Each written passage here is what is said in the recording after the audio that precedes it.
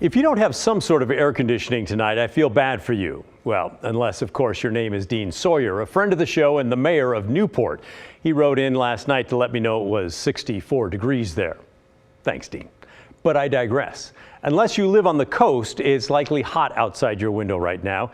Last night we told you about a group of women living in low-income apartments in Newberg. Each has or had a window air conditioner, and each was told to get rid of it or face eviction. Apparently they're considered fire hazards, maybe because they block the window and it would be hard to get out during a fire. But the timing of all that is pretty crummy. Your response, though, not crummy at all. Heartwarming. Here's one phone message that came in after the story from Lori. It seems very ridiculous to me that these folks are even having to consider this. They have enough worries in their life, and just the heat alone coming with the AC units they've got is a challenge.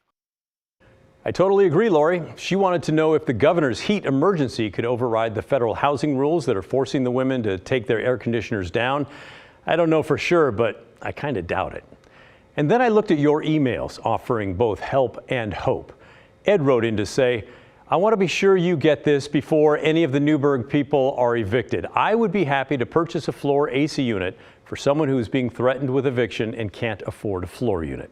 And Steve had a similar reaction, writing in, my wife Kathy and I would be willing to assist one of the homes featured on the story in Newberg with the purchase of a unit. A caller who wanted to remain anonymous also wants to help. I would be willing to pay for one of those air conditioner units for a person living out there in Newberg. And that's not all. So far, I've counted 6 or 7 of you who are offering to buy a floor unit for the women in the apartments there in Newberg. And I know our newsroom took several more calls asking how you can donate. Thank you. Thank you so much for your generosity. We don't have all the details worked out yet, but we will, and we will contact you soon with a plan. And if you're interested in helping, you can send an email to thestory@kgw.com, and we'll get you in touch, we think, with the women in Newberg who need the floor AC units. I've also heard from others who are seniors on low income and cannot afford air conditioners. We can't help everyone, but we will do what we can.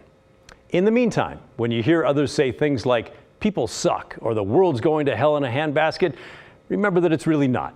It's really full of good people like you, willing to step up when you can. And by the way, it's no big deal when you can't.